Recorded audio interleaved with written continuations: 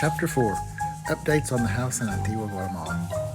In this chapter, I will cover the progress on the home and switching over services of electric, water, and the HOA to our name. Windows were installed this past week. If you're building, try and insist on PVC windows rather than the traditional wood windows. They last much longer due to the climate and look just like wood. The accent wall in the living room that goes to the second story has been bricked. In addition, the accent wall in the dining room has been covered in stone, along with the archway to the kitchen. Also, the kitchen ceiling has a dome feature of brick. This is called a bóveda in Spanish. In addition, work has begun on the small outdoor courtyard fountain. This is also a traditional element in many homes in Antigua and is called a bucaro. Floor work begins on the second level and works downward. The second floor now has the tile work complete. Tile work on the showers is to begin the following week. Changing over electricity was a rather simple process. The electric company in Guatemala is called EEGSA, and their offices are next to Banco Industrial at the corner of Central Park in Antigua. You need to provide the electric meter number, which will be on an old electric bill from the previous owner. They will give you an account number or a number that's called correlativo.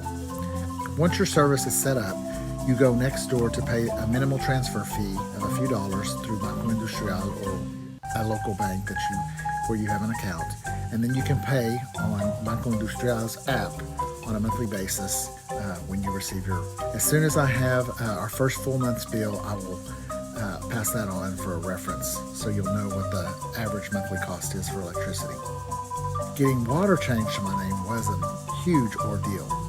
Due to my ignorance, I went 3 times and the person did not explain in an understandable manner what is actually needed, and I am fluent in Spanish.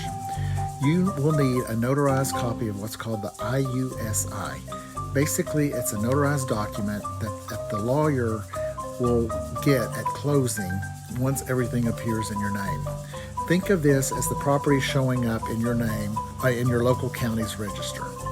This usually takes a couple of months. Bad news is the water bills must be paid in person and they do not have an online option. HOA dues are due monthly and are around $70 and are easily paid as well online. Finally, just another shout out to the architects in charge of the completion of the house, Patty and Guido Echeverria. They are doing a fantastic job and everything has gone very smoothly, and we're still scheduled for completion of around December 10th. Next chapter will be once we have the house finished and furnished. Stay tuned.